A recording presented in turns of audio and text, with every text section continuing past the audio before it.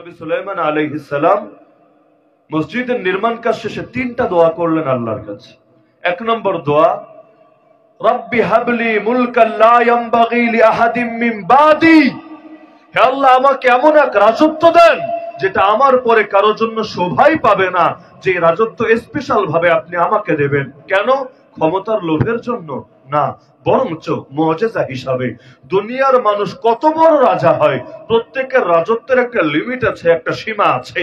এর চাইতো এমন বেশি রাজত্ব আমাকে দেবেন যেটা দেখেই লোকে বুঝবে আর এ তো সাধারণ কোনো মানুষ না, সাধারণ মানুষের পক্ষে এত ব্যাপক বিস্তৃত রাজত্ব পাওয়া সম্ভব না। আল্লাহ তাআলা তার দোয়া কবুল করে নিলেন, এমন এক রাজত্ব দিলেন যে রাজত্ব বাতাসের উপরও চলে, তাজরি বিআমরিহি রুখাআন হাইসু আসাব, যে রাজত্ব জিন শয়তানের উপরও চলে, ওয়াশায়াতিন কুল্লা বান্নাই ওয়া গাওয়াস, আর যে রাজত্ব পিঁপড়ার উপরও চলে, পাখির উপরও চলে, যে রাজত্ব সব কিছুর উপর চলে, এমন ব্যাপক আর বিস্তৃত রাজত্ব দিলেন। দুই নম্বর দোয়া করলেন, আল্লাহ আমি যেহেতু বাদশাহ, আমি যেহেতু বিচারও করি, সুতরাং আমার কোন শাসন আর কোন বিচার যাতে তোমার আদর্শের সঙ্গে, তোমার দ্বীনের সঙ্গে সাংঘর্ষিক না হয়, ভুল বশত আমার দ্বারা যাতে এমন কিছু না ঘটে যেটা তোমার দ্বীনের, তোমার আদর্শের বিরোধী হবে। আমার রাসূল বলেন, আল্লাহ তাআলা এই দুইটা দোয়াই নগদে কবুল করে দিয়েছেন। কিন্তু তিন নম্বর একটা দোয়া তিনি করেছেন, হাদিসের বাক্য, ফাসআলাল্লাহ আইয়ুদনিয়াহু মিনাল আরদিল মুকদ্দাসাতি রামিয়াতাম বিহাজার। তিনি আল্লাহর কাছে শেষ দোয়া করলেন, আল্লাহ, তার শেষ দোয়া ছিল আল্লাহ, এটা মুসা আলাইহিস সালামের দোয়া, শেষ দোয়া ছিল আল্লাহ আমার এই ঘরের মধ্যে যারাই আসবে আমার হাতে নির্মিত এই ঘরে সিরফ নামাজ আদায়ের জন্য, দুনিয়ার কোন মাকসাদে না, একমাত্র নামাজ আদায়ের জন্যই আসবে এই ঘরে, তারা এই ঘর থেকে যখন বের হবে কায়াউমি ওয়ালাদাতহু উম্মুহু, তাদের মা তাদেরকে যেদিন জন্ম দিয়েছিল সেদিন যেমন নিষ্পাপ ছিল, এই ঘর থেকে যখন বের হবে তখনও যাতে একই রকম নিষ্পাপ হয়ে বের হয়। আমার রাসূল বলেন, আমি মুহাম্মদ আশাবাদী আল্লাহ তাআলা এই দোয়াটাও কবুল করে নিয়েছেন। আগের দুইটার ব্যাপারে তো আগে বলেই এসেছেন যে দুটো আল্লাহ নগদেই কবুল করে দিয়েছেন। তিন নম্বরটার ব্যাপারে বললেন, আমি মুহাম্মদ আশাবাদী আল্লাহ তাআলা এটাকেও কবুল করেছেন। নবী যেই ব্যাপারে আশাবাদী, উম্মত সেই ব্যাপারে আশাবাদী হবে না কোন দুঃখে। তবে শর্ত তিনি দিয়েছেন, যেতে হবে সিরফ নামাজ আদায়ের জন্য। যদি ফটোশুট করার জন্য যায়, যদি শুধু দেখার জন্য যায়, বাংলাদেশেও বহুত মসজিদ এমন আছে, কখনো টাঙ্গাইল গেলে দেখবেন 201 গম্বুজ মসজিদ আছে, ছোট ছোট গম্বুজ দিয়ে 201 গম্বুজ মসজিদ, কিন্তু ভেতরে ঢুকলে আপনি নিজেই পেরেশান হবেন, আমি কি কোনো মসজিদে আসলাম না কোনো পার্কে আসলাম, পর্যটন কেন্দ্রে আসলাম। এখানে নামাজি কয়টা আর বেপর্দা মহিলা কয়টা। নামাজের সময়ও পরিবেশ এতটা জঘন্য থাকে আশপাশে যে এখানে কেউ যদি নজরকে হেফাজত করতে না পারে, নামাজ পড়ে যা কামাবে এর চাইতে নজরের জিনা করে তার চাইতে বেশি খোয়াবে। তো অনেক সময় মানুষ যায় শুধু দুনিয়ার ধান্দা করার জন্য, সিরফ ইবাদতটা মূল মাকসাদ থাকে না। আজকে মসজিদে আকসা স্বাধীন হোক, আমরা আপনারা সকলে দলে দলে যেতে শুরু করব, গিয়ে সেলফি তুলে বলবো, হ্যালো গাইস কেমন লাগছে, এই যে আমি মসজিদে আকসার আঙ্গিনায় দাঁড়িয়ে আছি, ফ্রেন্ডস কমেন্টস করে জানাও কেমন দেখা যাচ্ছে আমাকে। এরকম লোকের কিন্তু অভাব পড়বে না। আয়া সোফিয়া যখন স্বাধীন হয়েছে লোকের অভাব পড়ে নাই। আর উলঙ্গ প্রায় মহিলারাও গিয়ে ভেতরে গিয়ে বসে আছে। তারা কি নামাজ পড়তে গিয়েছে, ইবাদত করতে গিয়েছে? না, দেখতে গিয়েছে, দেখাতে গিয়েছে, ছবি তুলতে গিয়েছে, আর গোটা দুনিয়াকে জানান দিতে গিয়েছে। কিন্তু মসজিদ আকসায় যারা যাবে একমাত্র, কেবলমাত্র, শুধুমাত্র সেখানে বরকতের উদ্দেশ্যে নামাজ আদায়ের জন্য যখন বের হবে, এমন ভাবে বের হবে তার মা তাকে যেদিন জন্ম দিয়েছিল যেমন নিষ্পাপ ছিল এভাবে নিষ্পাপ হয়।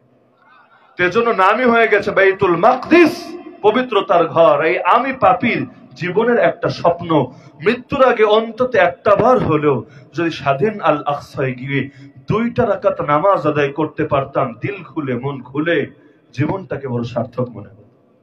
এবং আমার ধারণা, আমার সিলেটের প্রতিটা মুসলমানের দিলে অন্তত এই তামান্না থাকার কথাই কথা যে একটা বারের জন্য যদি আল্লাহ তাআলা সেই প্রথম কিবলায় গিয়ে দুইটা রাকাত নামাজ পড়ার তৌফিক দিতেন একমাত্র আল্লাহর জন্য।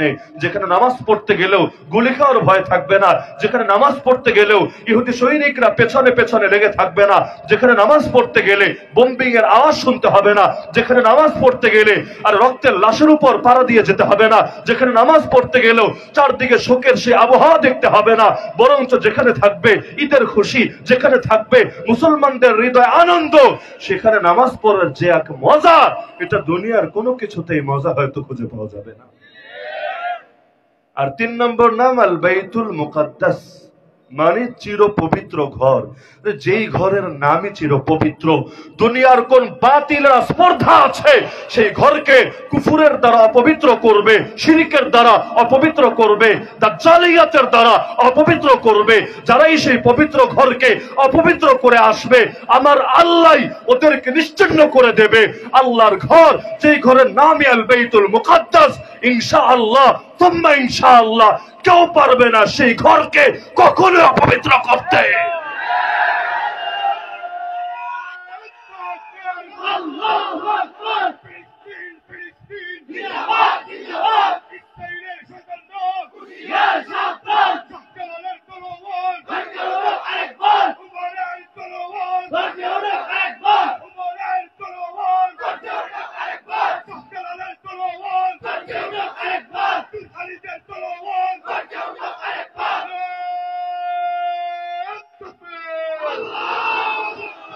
আমি তো চিন্তা করি আবু তালেব একজন মুশরিক ব্যক্তি হয়ে, জাহান্নামী ব্যক্তি হয়েও এমন চ্যালেঞ্জ ছুড়ে দিয়েছিল গোটা কুরাইশের লোকদেরকে, শোন কুরাইশের লোকেরা, যতদিন আমি আবু তালেব জিন্দা আছি তোরা মুহাম্মাদের কোনো ক্ষতি করতে পারবে না।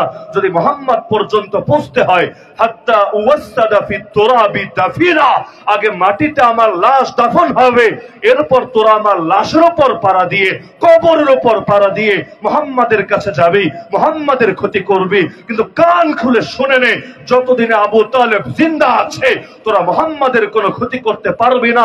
বড় অবাক হয়ে যাই, ওই যুগে একজন মুশরিক হয়েও খাজা আবু তালেব যে চ্যালেঞ্জ ছুড়ে দিয়েছিল গোটা মুশরিকদেরকে, আরে আমরা এই যুগে মুসলমান হয়েও সেই চ্যালেঞ্জ ছুড়ে দিতে পারছি না এই জালেম ইহুদিদেরকে। আরে মাত্র 1 কোটির কিছু বেশি ইহুদি সারা দুনিয়ার বুকে 180 কোটি মুসলমানকে নিপীড়ন আর পেরেশান করেই যাচ্ছে। কোথায় 180 কোটি আর কোথায় মাত্র 1 কোটি, কিন্তু 180 কোটি মুসলমান 1 কোটি ইহুদির সামনে অসহায়ত্ব প্রদর্শন করছে, নিজেদের অক্ষম ভাবতে শুরু করেছে।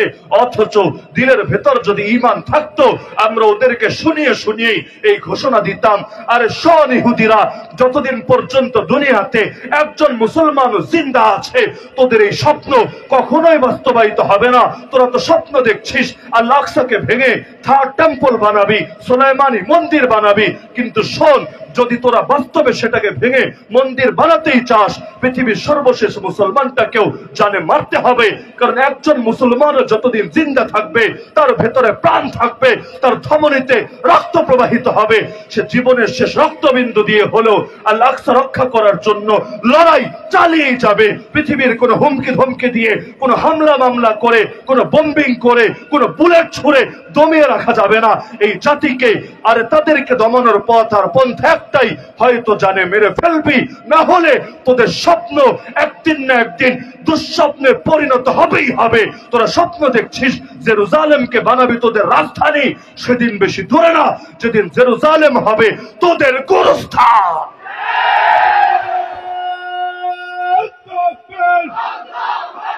বিশ্ব মুসলিম ঐক্য করো, ফিলিস্তিন আলাদা করো,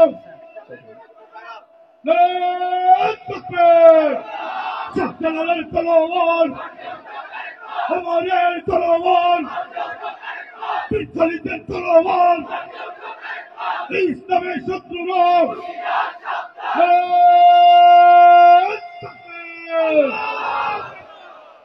তো ফিলিস্তিন হলো সেই পবিত্র ভূমি, যেই ভূমিতে হাজারো নবী শুয়ে আছেন আজও পর্যন্ত।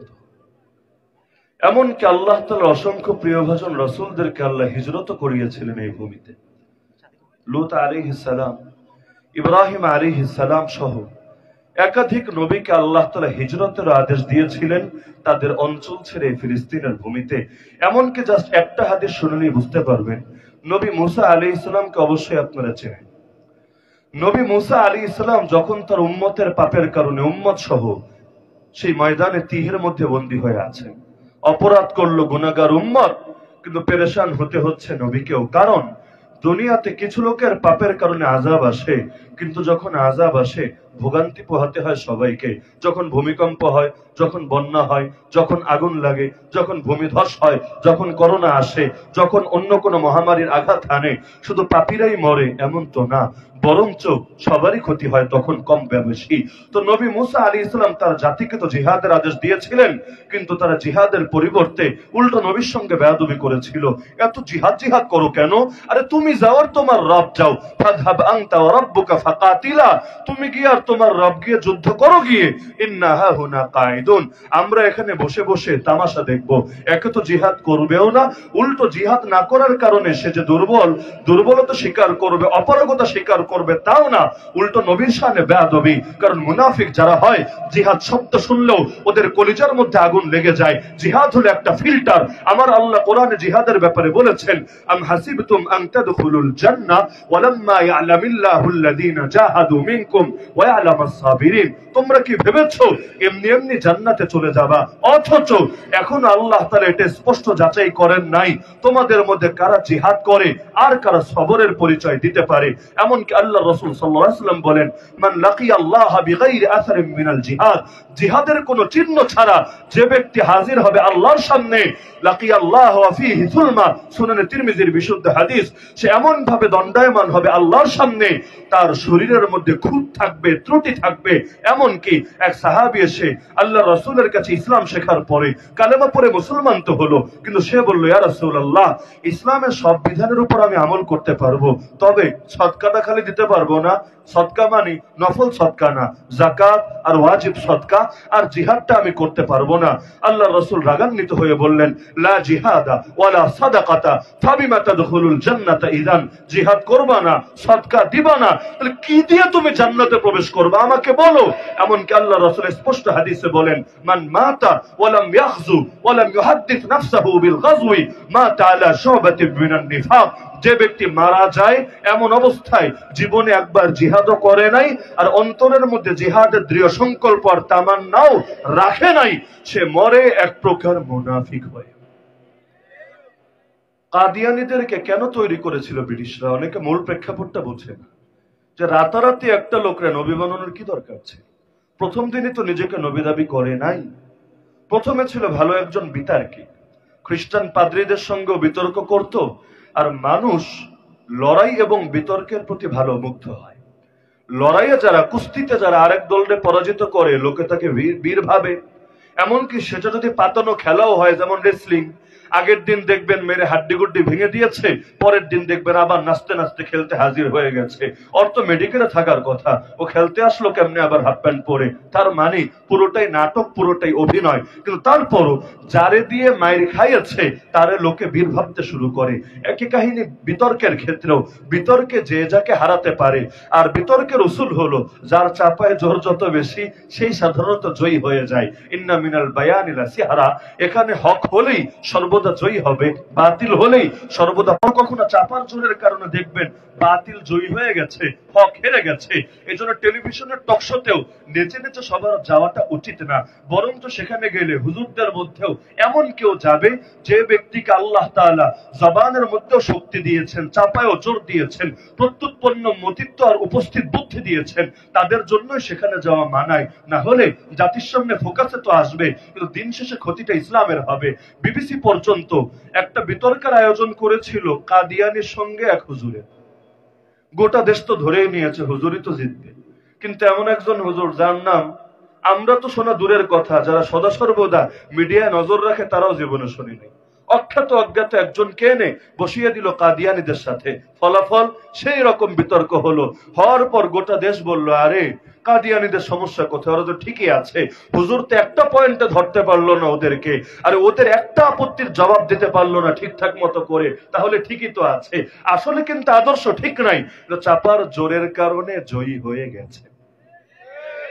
তো এখন আল্লাহ তাআলা এক একজনকে এক এক লাইনে যোগ্যতা দেন, সবাইকে যে এক লাইনে যোগ্যতা দিবেন এমন না। গোলাম আহমদ কাদিয়ানী আল্লাহ তাআলা তাকে এই যোগ্যতা দিয়েছিলেন, বিতর্কে অনেক খ্রিস্টান পাদ্রীকে হারিয়েছে, এরপর বংশানুক্রমিক ভাবে তারে পীর হিসাবে উপস্থাপন করেছে, এটাও যখন খেয়েছে, এরপর 3 নম্বর ধাপে তাকে আল্লাহর খলিফা মাহদী বলে ঘোষণা দিয়েছে। প্রথমেই নবী না, সে নিজেকে ইমাম মাহদী বলে ঘোষণা দিয়েছে।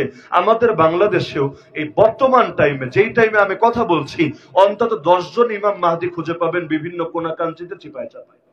অনেক পাগল, অনেক গাঁজাখোর, সিদ্ধিপাতা দিয়ে যারা ধ্যান করে, তপস্যা করে, এদের মধ্যে এমন লোক পাবেন যারা নিজের ইমাম মাহদী, এমনকি মাহদী শব্দটাও বলতে পারে না, বলে ইমাম মেহেদি, মানে যেন হাতে দিবে আর কি, ইমাম মেহেদি বলে দাবি করে। তো প্রথম তারা দাবি করলো আল্লাহর খলিফা মাহদী, দেখলো লোকে এটাও খায়, কারণ অন্ধ যারা হয় তারা সবই খেতে ভালোবাসে, ওদের মুখের সামনে যা দিবেন সবই খেতে থাকবে, এমনকি যদি ওদেরকে গাঁজাও হাতে ধরিয়ে দেন এটারও ফজিলত বয়ান করতে করতে খাওয়া শুরু করে দেবে। যখন দেখলো মাহদী দাবিও মেনে নিয়েছে, এরপর তাকে অপশন দিল, এবার তুমি নিজেকে ঈসা বলে দাবি করো। এখন সে ঈসা বলেও দাবি করলো, তবে ঈসা আলাইহিস সালামের তো বাপ ছিল না, মায়ের গর্ভে আল্লাহ তাআলা তারা দান করেছিলেন, কিন্তু ওর তো বাপও আছে।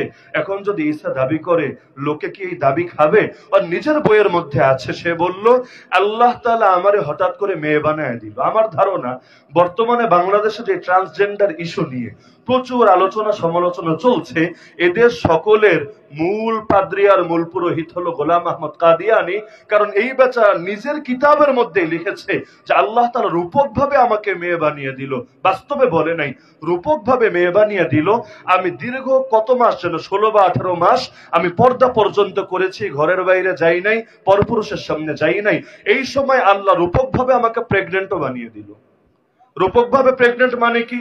যদি বলে বাস্তবিক ভাবেই প্রেগনেন্ট, লোকে আবার খুঁজবে। বাস্তবিকে যদি প্রেগনেন্ট হয়, খ্যাপটাকে মেরেছে, মেহনত মুজাহাদাটাকে করেছে, লোকে তো তখন সেই লোকের খোঁজে নেমে পড়বে। এখন এজন্য বলো, রূপক ভাবে আল্লাহ প্রেগনেন্ট বানিয়েছেন। তো এভাবে 9 মাস যাওয়ার পরে রাতারাতি আল্লাহ আবার আমাকেই ঈসা বানিয়ে দিয়েছেন, মানে সেই মারিয়াম সেই ঈসা। কিছুকাল ছিল মহিলা, তখন সে পর্দাও করেছে, আবার তার নিজের দাবি তার মাসিকও হয়েছে, আর পরবর্তীতে আল্লাহ তাআলা তারই আবার ঈসা বানিয়েছে। এখন নিজেকে ঈসা বিন মারিয়াম দাবি করে বসেছে। যখন দেখলো লোকে এটাও খায়, কারণ যেই দেশে ল্যাংটা পীরও মুরিদ পায়, ওই দেশে ঈসা দাবি খাওয়ার মতো লোক যে থাকবে এটা তো বলাই বাহুল্য। এখন যখন দেখলো নবী ঈসা দাবিও খেয়েছে, কয়দিন পর দাবি করলো আমি ছোটখাটো নবী, বেশি বড়সড় নবী না, লিলিপুট সাইজের নবী আর কি, নবী, বুরুজি নবী। যে মূল নবী তো সেই নবী, আমি তার একটা ছায়া মাত্র, আমি তার নতুন একটা জাস্ট প্রতিনিধি মাত্র, মূল তো তিনি। যখন দেখলো এটাও খেয়েছে, কয়দিন পরে বলে আমি শরীয়তওয়ালা নবী, আমি দুনিয়াতে আসার পর জিহাদকে রহিত করে দেওয়া হয়েছে। আব দিন মে হারাম হ্যায় জঙ্গ কিতাল, তার কবিতার অংশ এটা। আব দিন মে হারাম হ্যায় জঙ্গ কিতাল, আমি নবী হয়ে আসার পর থেকে যুদ্ধ আর জিহাদ আমার ধর্মে হারাম করে দেওয়া হয়েছে। এমনকি তার নিজের বক্তব্য সে বলেছে আমি 80 আলমারি কিতাব লিখেছি জিহাদের বিপক্ষে, কারণ এই ব্রিটিশরা তো আমাদের উপর অনুগ্রহকারী, অনুগ্রহকারীর উপর অনুগ্রহ দিয়ে বদলা দিতে হয়। হাল জাযাউল ইহসান ইল্লাল ইহসান, তাদের বিরুদ্ধে জিহাদ যারা করবে তাদেরকে জঙ্গিবাদী বলা হবে। তো মূল মাকসাদ আগের গুলো ছিল না, মূল মাকসাদ ছিল পরেরটা, যার কারণে ব্রিটিশরা তাদেরকে এত টাকা দিয়ে ফেলেছে। না হলে যে ব্রিটিশ লক্ষ লক্ষ হুজুরকে মেরেছে, ওই ব্রিটিশের আবার আর এক দাড়ি টুপিওয়ালা হুজুরকে পালার কি ঠেকাটা পড়েছে? ঠেকাটা হলো এখানে, কাটা দিয়ে যদি কাটা তুলতে পারে তাহলে আর কষ্ট করার কি দরকার আছে? মেরে মেরে আদর্শ কখনো মারা যায় না, বরঞ্চ কাউকে যদি মারা হয় তার আদর্শ দুনিয়ার বুকে দ্বিগুণ শক্তিতে জিন্দা হয়ে যায়। গত 2 দশকে দুনিয়ার বুকে সবচাইতে বেশি মারা হয়েছে মুসলমানদেরকে, সবচাইতে বেশি প্রপাগান্ডা ছড়ানো হয়েছে ইসলামের বিরুদ্ধে। দরকার ছিল মুসলমান কমবে, দরকার ছিল ইসলামের নাম নিশানাও হারিয়ে যাবে। আল্লাহর কি কুদরত, গত 2 দশকে পশ্চিমা বিশ্ব সবচাইতে বেশি নতুন করে লোকে ধর্ম পরিবর্তন করে যে ধর্মে দীক্ষিত হয়েছে তার নাম হিন্দু হিন্দু ধর্ম না, খ্রিস্ট ধর্ম না, বৌদ্ধ ধর্ম না, তার নাম ইসলাম ধর্ম। এমনকি আল্লাহ তাআলা এই গত 2 দশকের মধ্যেই মুসলমানদের খেলাফত পতনের 100 বছর হওয়ার আগে আবার ইসলামের ভূমি, ইসলামের শাসন, ইসলামের খেলাফতের রাশেদার মডেল দুনিয়ার বুকে কায়েম করে দিলেন। কি বুঝলেন? ইসলাম জিন্দা হোতা হ্যায় হর কারবালা কে বাদ। কারবালা পতন না, কারবালা তো সূচনা। কারবালা এক অংশের পতন আর আরেক অংশের সূচনা। কারণ যে আদর্শের পেছনে রক্ত ঝরে না সে আদর্শ কখনো টেকসই হয় না। শেখুল হাদিস আল্লামা আজিজুল হক নওয়ারাল্লাহু মারকাদাহ বলতেন, ইসলাম নামক বৃক্ষের গোড়ায় পানি নয় বরং রক্ত ঢালতে হয়। যে ইসলামের গোড়ায় নবীর রক্ত আছে, যে ইসলামের গোড়ায় আবু বকর, ওমর, ওসমান, আলী, হাসান, হুসাইন থেকে শুরু করে নবীর 52,000 সাহাবীর রক্ত আছে রাদিয়াল্লাহু আনহুম আজমাইন, সেই ইসলামকে কেউ শুধু রক্তের বন্যা বয়ে মিটিয়ে দেবে এই ক্ষমতা আল্লাহ তাআলা কাউকে দেন নাই। বরঞ্চ যত বেশি রক্ত ঝরাবে তত বেশি পতন নিশ্চিত হবে। এক একজন নিজের জান কোরবান করবে, তার রক্তের প্রতিটা ফোঁটা লক্ষ কোটি মুজাহিদকে জাগিয়ে দিয়ে যাবে। আসহাবুল উখদুদের সেই বালকের ঘটনা তো সকলে জানেন। ছোট এক বাচ্চা নিজের জান কোরবান করে দিয়েছে, কিন্তু তার রক্তের ফোঁটা যেই কয়টা, এর চাইতেও বেশি লোকে নতুন করে কালেমা পড়ে ঈমানদার হয়ে গিয়েছে। তো মেরে মেরে দুনিয়া থেকে কখনো আদর্শের পতন ঘটানো যায় না, বরঞ্চ যত মারে ঈমান তত মজবুত হতে থাকে। আল্লাযীনা ক্বালা লাহুমুন নাস ইন্নান নাসা ক্বাদ জামাউ লাকুম ফাখশাউহুম ফাযাদাহুম ঈমানা ওয়া ক্বালু হাসবুনাল্লাহ ওয়া নি'মাল ওয়াকিল। আরে দুনিয়ার লোকেরা যখন এসে তাদেরকে ভয় দেখায়, গোটা দুনিয়ার মানুষেরা তোমাদের বিরুদ্ধে নিজেদের শক্তি, নিজেদের দলবল, নিজেদের অস্ত্র শস্ত্র সব তো এক করে ফেলেছে, তোমরা তাদেরকে ভয় করো। এই কথা শুনলে ঈমানের দরিয়ায় জোশ চলে আসে। তারা বলে, কার ভয় দেখাচ্ছিস আমাদেরকে? হাসবুনাল্লাহ, আমাদের জন্য এক আল্লাহই যথেষ্ট, ওয়া নি'মাল ওয়াকিল, তিনি সর্বোত্তম অভিভাবক। এজন্য প্রবাদী প্রচলিত আছে, তুমি কোন মুজাহিদকে হাসাতে চাইলে তাকে মৃত্যুর ভয় দেখাও, সে হেসে উঠবে। কারণ দুনিয়ার লোকে বেঁচে থাকাকে যতটা ভালোবাসে, আল্লাহর পথের মুজাহিদরা শাহাদাতকে এর চাইতে 1000 গুণ বেশি ভালোবাসে। যেই উক্তি করে গিয়েছিলেন সাইয়্যিদুনা খালিদ বিন ওয়ালিদ রাদিয়াল্লাহু তাআলা। আমি একটা জিনিস চিন্তা করে বের করেছি, আমার কাছে এমনটাই মনে হয়, ভিন্ন কোনো ব্যাখ্যা আমি পাই নাই। এই যে গত 2 মাসের যুদ্ধে ইসরায়েলের জায়োনিস্ট হানাদাররা 6000-এর বেশি শিশুকে হত্যা করে ফেলেছে। কেন? 1 জন, 2 জন, 10 জন, 20 জন, 100 জন, 200 জনকে মারলে বলতো এটা বিচ্ছিন্ন ঘটনা, কাকতালীয় ব্যাপার, আমরা ওদেরকে টার্গেট কিলিং করতে চাই নাই। কিন্তু বড়দেরকে মারতে গিয়ে গুলি লেগে গেছে বলতে পারতো। কিন্তু মোট মৃতের সংখ্যাই যখন 14,000-এর কোঠায়, আর এর মধ্যে শিশুর সংখ্যায় 6,000, তখন এটাকে কখনোই কাকতালীয় বা বিচ্ছিন্ন ঘটনা বলে না, এটাকে টার্গেট কিলিংই বলে। চিন্তা করছিলাম বাচ্চাদের অপরাধটা কি? এই শিশুরা কোন জঙ্গি বাহিনীর সদস্য? এই শিশুরা টেরোরিজমের কোন কোন অ্যাক্টিভিটিসের সঙ্গে জড়িত? এরা কি হামাসের প্রশিক্ষণপ্রাপ্ত সদস্য নাকি আল কায়দার প্রশিক্ষণপ্রাপ্ত কর্মী? আরে কি করেছে এরা? কোন দুঃখে, কোন যুক্তিতে এদেরকে হত্যা করলো? পরবর্তীতে আমার মাথায় জবাব আসলো, ঠিক যেই কারণে ফেরাউন মারতে চেয়েছিল শিশু মূসাকে, একই কারণে ফেরাউনের প্রেতাত্মারাও মারতে চায় আজকের যুগের মুসলমান শিশুদেরকে। কারণ দেখতে শিশু হলে কি হবে, চিরকাল তো আর শিশু থাকবে না। সিংহ শাবক যতই শাবক হোক, তো সিংহের ঘরে যার জন্ম সে তো আর বড় হয়ে শিয়াল হবে না। ওরা জানে শিয়ালদের রাজত্ব ততদিন থাকে, সিংহরা যতদিন ঘুমিয়ে থাকে। সিংহরা যখন হুঙ্কার দিয়ে জেগে ওঠে, শিয়ালদের তখন লেজ গুটিয়ে পালানো ছাড়া কোনো পথই খোলা থাকে না।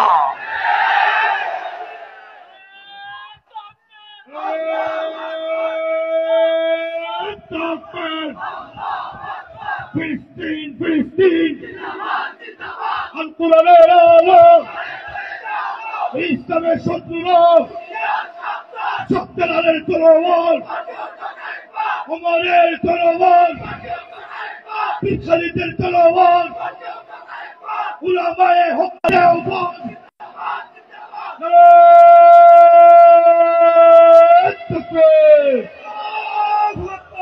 যে শিশুরা বুঝতে শেখে নিজের বাবার শহীদ লাশ দেখবে, যে শিশুরা বুঝতে শেখে নিজের মায়ের ইজ্জত হারা কান্না দেখবে, যে শিশুরা মেশকে আম্বরের ঘ্রাণে বড় হবে না, বরং বারুদের গন্ধে গন্ধে বড় হবে, তাদের রক্তে যেই দুর্বার আগুন জ্বলবে, পৃথিবীর কোন শক্তি দিয়ে সে আগুনকে নেভাবে। ওরা জানে এভাবে শিশুরাও যদি একদিন নওজোয়ান হতে পারে, ওদের কফিনে শেষ পেরেক ঠুকে তবেই এরা হাল ছাড়বে। এদের জীবনের স্বপ্নই এটা হবে, ইম্মা শরিয়া ওয়া ইম্মা শাহাদা। হয়তো জমিনের বুকে দ্বীনকে জিন্দা করবে, না হলে নিজেরাই মুর্দা হবে।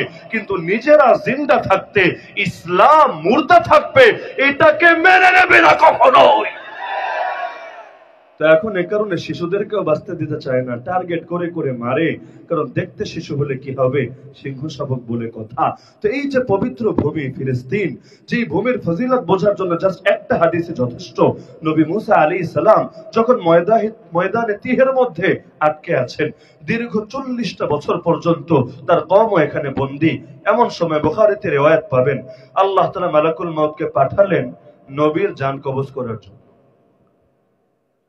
এখন মালাকুল মউত তার সামনে এসে হাজির, কিন্তু নবী মুসা আলাইহিস সালাম জালালে তবিয়তের অধিকারী, যখন এসে মালাকুল মউত সালাম দিয়ে বলল, আমি এসেছি আপনার প্রাণ কবজ করার জন্য।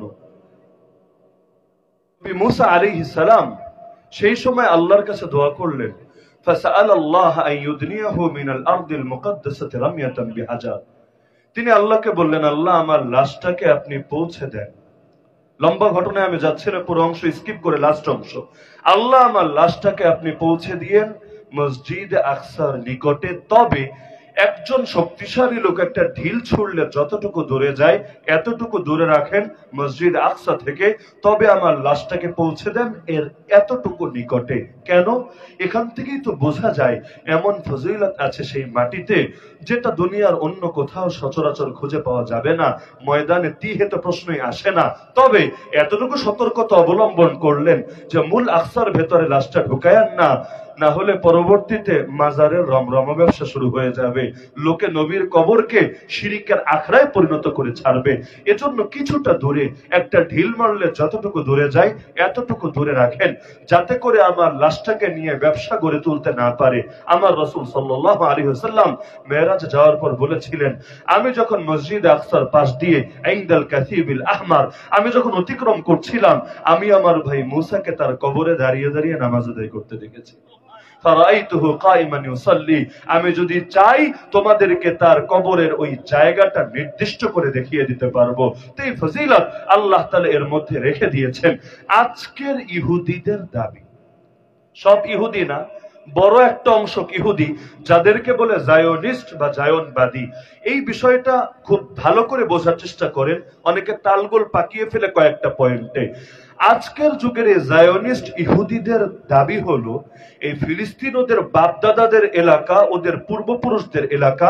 নবী ইয়াকুব আলাইহিস সালাম থাকতেন কেনানে, সেই কেনান থেকে নিয়ে সর্বশেষ আমিরুল মুমিনিন ওমর ইবনুল খাত্তাব রাদিয়াল্লাহু আনহু তাদেরকে উচ্ছেদ করেছিলেন খায়বার থেকে। এই কেনান থেকে নিয়ে খায়বার পর্যন্ত, দরিয়ায় ফোরাত থেকে নিয়ে দরিয়ায় নীল পর্যন্ত এই জমির মূল মালিকানা তাদের। মুসলমানরা এটাকে জোর জবরদস্তি করে দখল করে রেখেছে। এর পক্ষে কেউ কেউ দলিল দেয় কোরআনের আয়াত থেকে। নবী মুসা বলেছিলেন, ইয়া কওম উদখুলুল আরদাল মুকদ্দাসা আল্লাতী কাতাবাল্লাহু লাকুম। তিনি বলেছিলেন, হে আমার জাতি, তোমরা পবিত্র ভূমিতে মানে প্যালেস্টাইনে জেরুজালেমে ঢুকে পড়ো, যে জমিন আল্লাহ তোমাদের জন্য লিখে দিয়েছেন। এখন কোরআন দিয়ে ডাইরেক্ট দলিল দেয়, আর এই জমিন তো আমাদের, এর মালিকানা তো আমাদের। মুসলমানরা জোর করে দখল করে রেখেছে। সুতরাং মুসলমানদেরকে উচ্ছেদ করলে এটা বেআইনি হবে না, এটা জুলুম হবে না, বরঞ্চ আমরা আমাদের অধিকার ফিরিয়ে পাওয়ার জন্য এটাই আমাদের অবশ্য কর্তব্য। এখন তাদের সুরে সুর মিলিয়ে পৃথিবীর বিভিন্ন অবুঝ মুসলমান, এমনকি কোন কোন নামধারী স্কলার পর্যন্ত তাদের এই সুরের সঙ্গে সুর মিলিয়েছে। মাথায় রাখবেন, জায়নিজম বা জায়নবাদ এটা একটা রাজনৈতিক মতবাদ। যারাই বিশ্বাস করে যে এই ফিলিস্তিনের পবিত্র ভূমিতে ইহুদিরাই থাকার অধিকার রাখে, আর মুসলমানরা উড়ে এসে জুড়ে বসেছে, সুতরাং তাদেরকে উচ্ছেদ করলে কোনো পাপ হবে না, তাদেরকেই জায়োনিস্ট বলে। এখন কেউ মুসলমান হওয়ার পরে বিশ্বাস রাখলে সে জায়োনিস্ট, খ্রিস্টান হওয়ার পরে বিশ্বাস রাখলে সে জায়োনিস্ট, নাস্তিক হওয়ার পরে বিশ্বাস রাখলে সে জায়োনিস্ট। পরিচয় যাই হোক, যদি মতবাদ তার এটা থাকে এই মাটির মালিকানা এই ইহুদিরাই লাভ করবে, তাদেরকে বলা হবে জায়োনিস্ট। আমরা এমন এক সময় বাস করি, জায়োনিস্ট শাইখও দেখা যায়, জায়োনিস্ট মাওলানাও দেখা যায়, জায়োনিস্ট পাদ্রিও দেখা যায়, জায়োনিস্ট নাস্তিকও দেখা যায়, জায়োনিস্ট হিন্দুও দেখা যায়। কোন দল নাই যাদের মধ্যে জায়োনিস্ট নাই। এটা দেখে দেখে আমাদের আবার অনেক অবুঝ মুসলমান, বিশেষ করে মিডিয়াগুলো এই প্রপাগান্ডা চালায়, মুসলমান শোনো, ইহুদিরা তোমাদের দুশমন না, তোমাদের দুশমন হলো জায়নবাদীরা বা জায়োনিস্টরা। ওদের বিরোধিতা করো, ওদের বিরুদ্ধে প্রয়োজনে যুদ্ধ করো, কিন্তু ইহুদিদেরকে গালি দিও না, ইহুদিদেরকে খারাপ বলো না, কারণ তাদের পাপ কি, তারা কি অপরাধটা করেছে। এমনকি আন্তর্জাতিক মিডিয়াগুলো পর্যন্ত কভার করেছে, ইহুদিদের কিছু কিছু অংশ পর্যন্ত এই যুদ্ধের বিরোধিতা করছে। তারা তাদের ধর্মীয় কিতাব খুলে রেফারেন্স দেখিয়ে দিচ্ছে যে ধর্মের কিতাবের মধ্যে আছে যতদিন না তাদের মাসিহ আসবে। তাদের মাসিহ কে? ঈসা না দাজ্জাল? ইহুদিদের মাসিহ কে? দাজ্জাল। তাদের কিতাবে লেখা আছে যতদিন না মাসিহ আসবে ততদিন পর্যন্ত তারা নির্বাসিত জীবন যাপনই করবে, ঘরে ফিরে যাবে না। মাসিহ আসার পরে মাসিহের নেতৃত্বে তবেই ঘরে ফিরে যাবে। এখন তাদের বক্তব্য আজকাল ইসরায়েলে যা হচ্ছে এটা মূলত ভুল হচ্ছে, ধর্মবিরোধী কাজ হচ্ছে, এর দ্বারা পৃথিবীর মধ্যে নতুন করে যুদ্ধের ক্ষেত্র তৈরি হচ্ছে। এগুলো দেখে অনেক মুসলমান বলতে শুরু করেছে, হ্যাঁ ইহুদিদের পাপ কোথায়, ইহুদিদের সমস্যা কোথায়। আমাদের দেশের তথাকথিত এক শায়েখ এটা পর্যন্ত দাবি করেছেন ইহুদিরা তো শিরিকই করে না, নাউযুবিল্লাহি মিন যালিক। যদিও হানাফিরা নাকি শিরিক করে, মাযহাবের লোকেরা শিরিক করে, ওলামায়ে দেওবন্দ শিরিক করে, সবাই নাকি মুশরিক, আর ইহুদিদের মধ্যে শিরিক খুঁজে পায় না, বরঞ্চ তাদের মধ্যে খুঁজে পায় তাওহীদ। এর চাইতে হাস্যকর বিষয় কি হতে পারে? আমার কাছে মাঝে মধ্যে লাগে যে যার নুন খায় সে তো তার গুণ গাইবেই, ডাইরেক্ট খাক আর ঘুরে পেঁচায় খাক, মালপানি যেখান থেকে আসে লোকে সেটার বিরোধিতা আবার কিভাবে করে।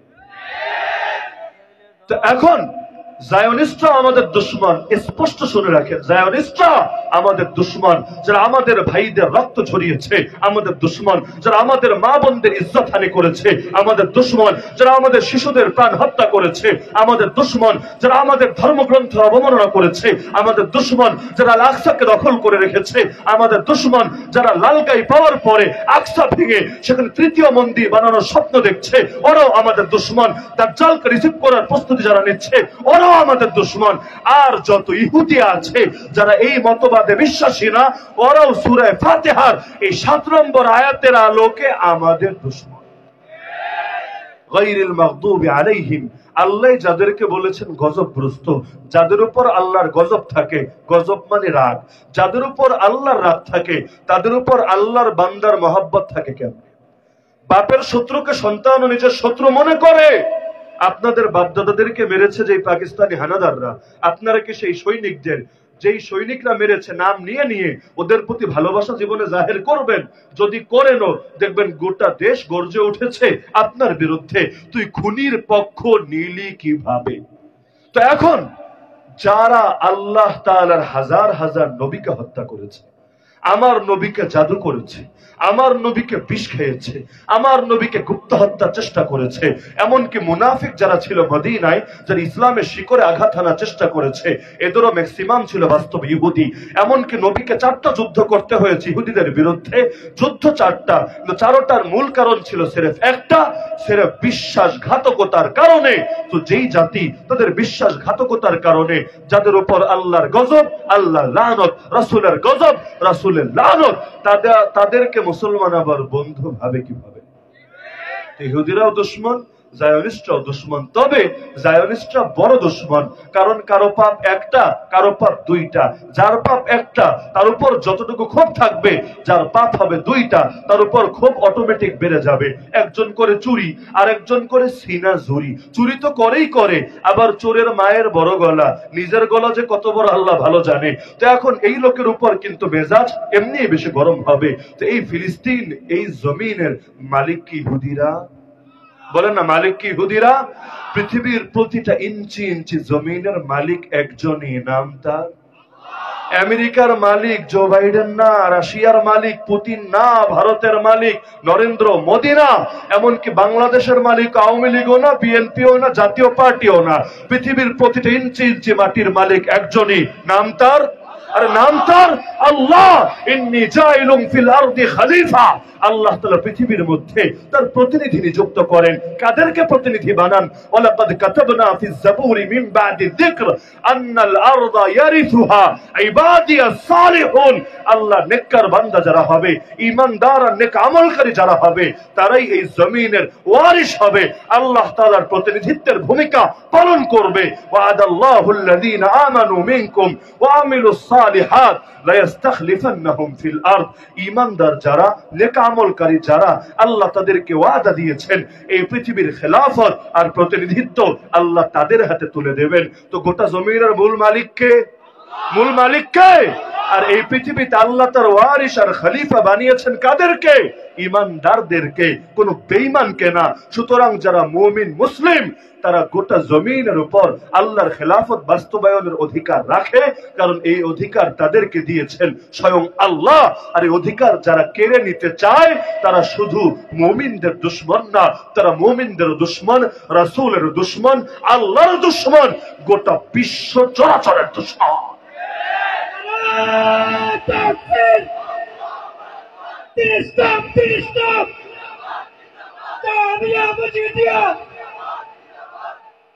এ কারণে ফতোয়া হলো, মুসলমানদের 1 ইঞ্চি ভূমিও যদি কাফেররা দখল করে নেয় সেটা কুফরের ভূমি হয়ে যায় না, বরঞ্চ সেই ভূমিকে উদ্ধার করা দুনিয়ার সকল মুসলমানের উপর ধাপে ধাপে ধাপে ধাপে ফরজে আইন হয়ে যায়। ধাপে ধাপে মানে ওই অঞ্চলের মুসলমানদের জন্য সবার আগে, তারা না পারলে পার্শ্ববর্তী মুসলমান, তারা না পারলে তাদের পার্শ্ববর্তী মুসলমান, এভাবে গোটা দুনিয়ার সকলের উপর ফরজে আইন হয়ে যায়।